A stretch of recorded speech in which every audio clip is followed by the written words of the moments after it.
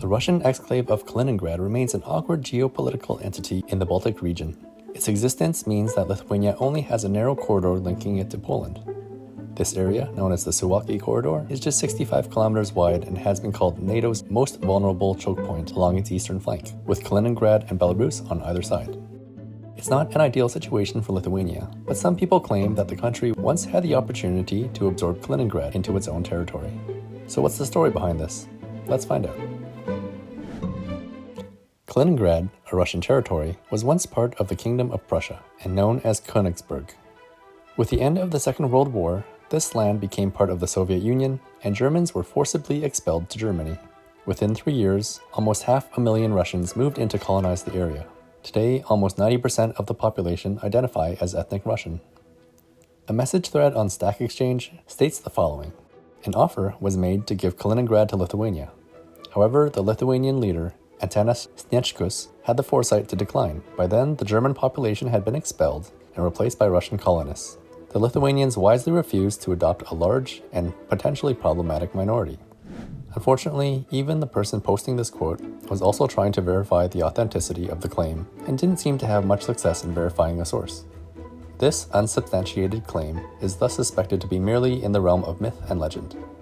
Just to be sure, I double-checked with Lithuanian historian Dr. Marius Emužis, who confirmed that there is no direct source that states Kaliningrad was ever offered to Soviet Lithuania. However, Emužis notes that there were two periods with interesting initiatives. The first was somewhere between 1949 and 1951, when the Soviet Academy of Science released a study by an ethnographer who argued that the north part of Kaliningrad Oblast was ethnically Lithuanian. Some believe that such a study by the Academy could not have been released without the approval of Stalin or the highest Kremlin circles. The study was done in order to keep the territory in Soviet hands and away from West Germany, asserting that it was an old ethnic Lithuanian territory. As a result, there may have been plans to eventually incorporate this part of Kaliningrad into the Lithuanian Soviet Socialist Republic, or LSSR. The second possibility for integration with Lithuania was at the beginning of the 1960s. This had to do with a conflict over fishing quotas between the LSSR and Kaliningrad Oblast. The solution from Lithuania's Soviet government was to make plans to incorporate all of the Curonian Lagoon together with part of Kaliningrad Oblast into the LSSR, so that the development of the lagoon would be integrated. However, this failed to happen. Emužis adds that some thought that Kaliningrad Oblast could have been incorporated into Soviet Lithuania because of industrial management reform in the early 60s due to the poor industrial performance of Kaliningrad. However, with the ousting of Khrushchev in October 1964, speculation dropped.